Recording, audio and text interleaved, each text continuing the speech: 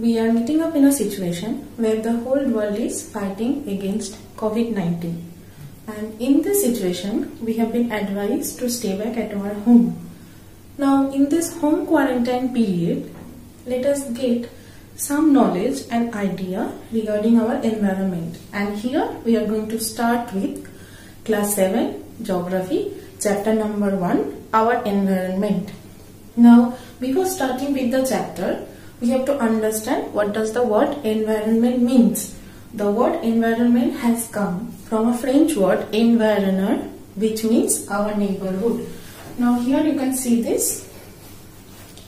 The origin of the word, it has come from a French word environner, which means our neighborhood. Now if we simplify the statement, we can easily understand the meaning of the environment in a better way. Environment basically means actually our surroundings. Now what we can see in and around us, that is actually our surrounding. Now giving the example actually, now in front of me only, now we can see the fan is there, the chair is there, the door is there, the window is there. Definitely it is my surrounding at a current moment. So basically what we can see in and around us, that is actually the environment. Now environment basically means the surrounding. So surrounding can be anything, that can be living, that can be non-living. So basically together it is known as the surrounding. Now coming to the next part, the classification of the environment. Now we can see lots of things in and around us, and we can classify the environment in two broad groups. One is natural environment and human-made environment. Now I can show you this, the chart of the environment classification. Natural environment and human-made environment, and apart from this there is another category that is known as the human environment, means human themselves. Now in the natural environment you can see, natural environment means what we can see in the nature, that is known as the natural environment.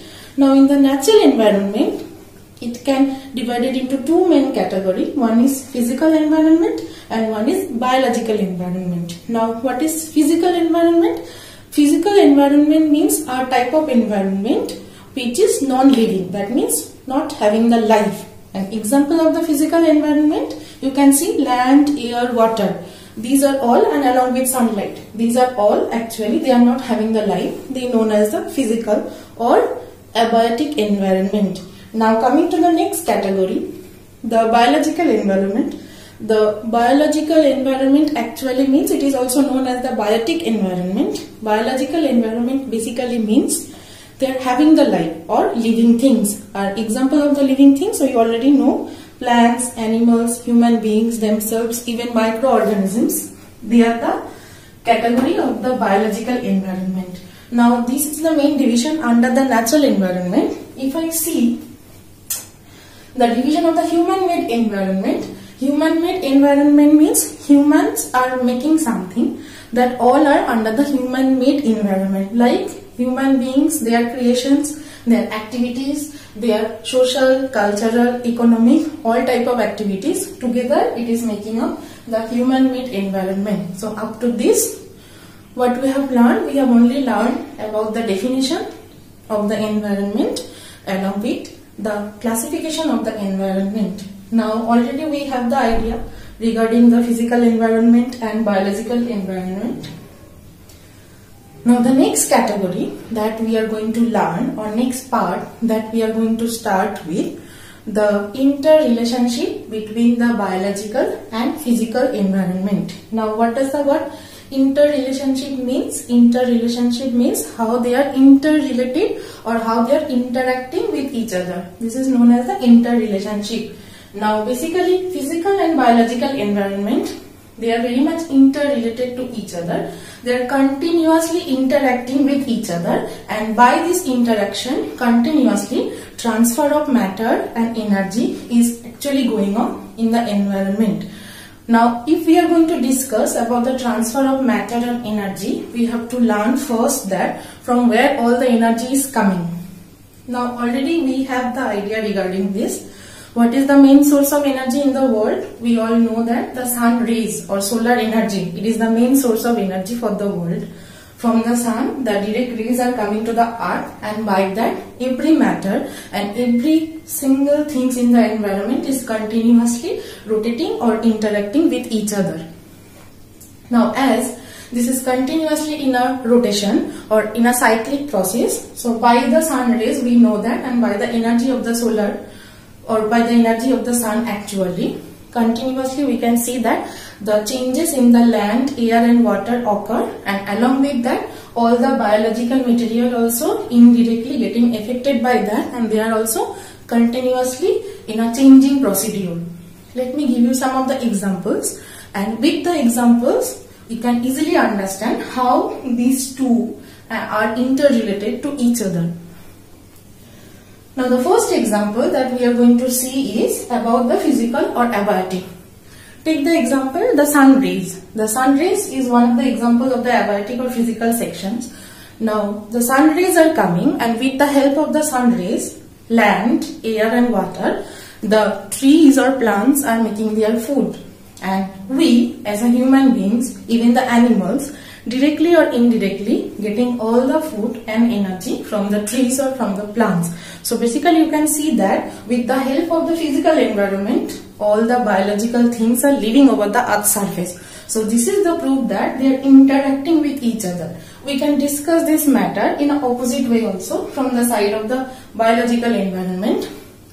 Again we can take some of the example. We know that the plants are releasing oxygen in the nature, and along with that there are certain number of animals are there. Now all these animals, and these animals mainly they are the burrowing animals. These burrowing animals continuously digging up the ground, and by that they are making the holes over the ground and making the soil loose, and with these loose particles the air easily can get inside under the earth structure and make the soil fertile.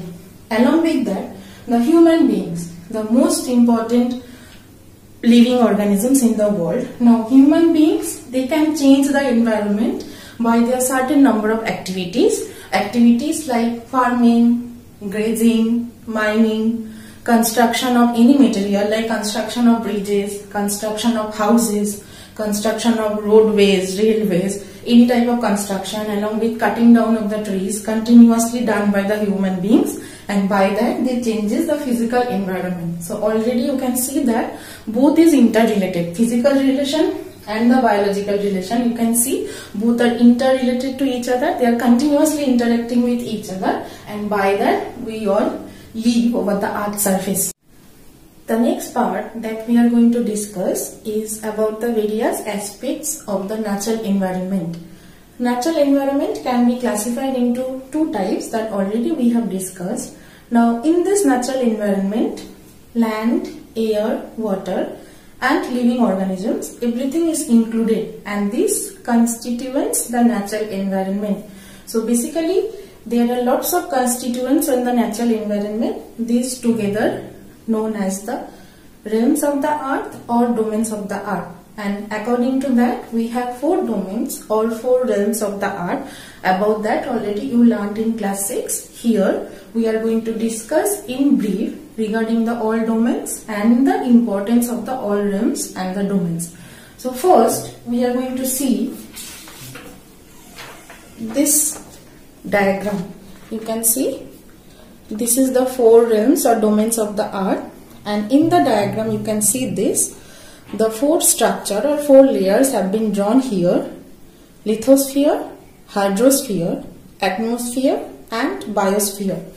Now in this part you can see the lithosphere, hydrosphere, atmosphere and in the middle the biosphere. Now the question may come to your mind, why biosphere have been drawn here? Regarding that we will be discussing it in a later way. Now basically these are the 4 domains of the earth. Now what is lithosphere? Here you can see this lithosphere. It is a solid structure of the earth's surface or of the earth. Now hydrosphere, it is the domain of water.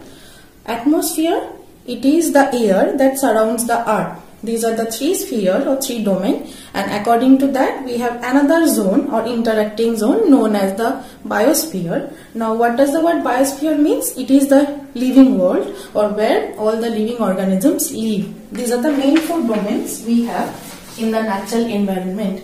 Now regarding this, we are going to start, or we are going to learn about all the realms in brief along with their importance actually. Now what is lithosphere?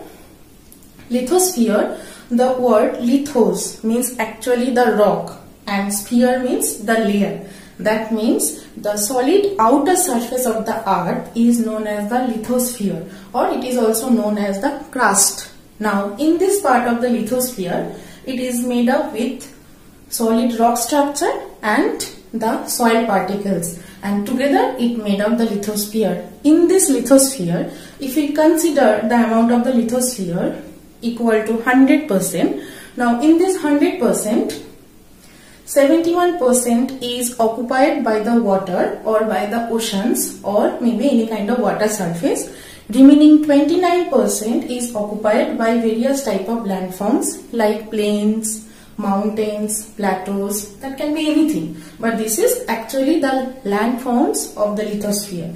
Now the next part that we are going to discuss about the importance of the lithosphere. Now why lithosphere is important to us? Basically without the lithosphere, we can't even imagine to survive over the earth's surface. And how it is going to happen? As the lithosphere is there, it is continuously providing us with the solid structure to do various type of activities. That can be for the human beings, that can be for the animals, and even that can be for the plants. So various activities can be done because we have the solid structure of the lithosphere. Now apart from that, what are the other importance of the lithosphere? Lithosphere is very important to us because it provides us with the soil layer, and soil layer is important for the agriculture purpose. And apart from this, lithosphere is giving us rocks and minerals. Now rocks and minerals can be used for the industrial purpose, and industry is basically for the all countries. Now it is the basic things for the development, and that is why the rocks and minerals are very much important for our day-to-day life. Now this already we have learned about the lithosphere and its importance. The next part that we are going to start with is about the hydrosphere. Now regarding the hydrosphere, we can see what does the word hydrosphere means, and actually what is hydrosphere and what is the importance of the hydrosphere. Now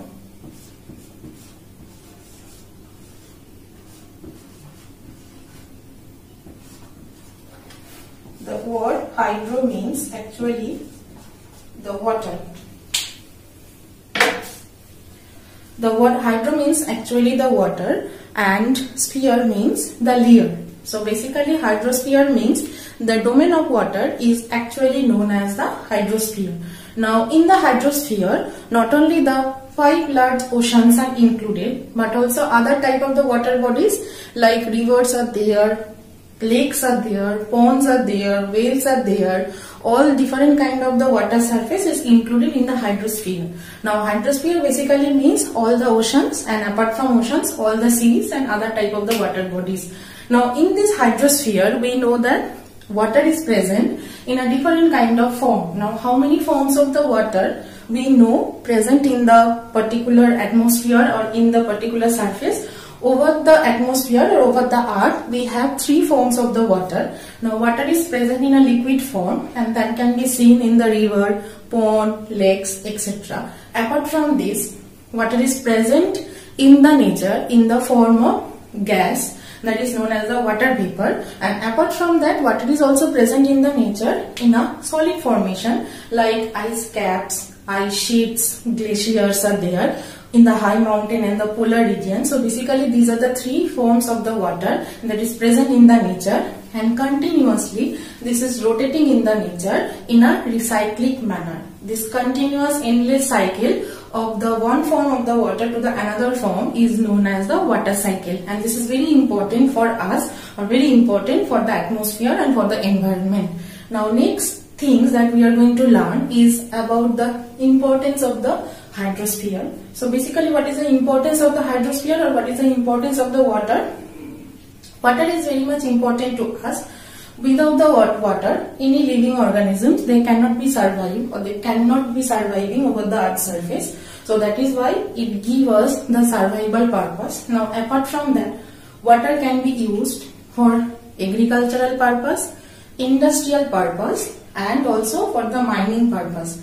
Apart from this, the water can be served as a means of transport, and by that we can carry out number of people, we can sell the goods, and we can import the goods also from the other area.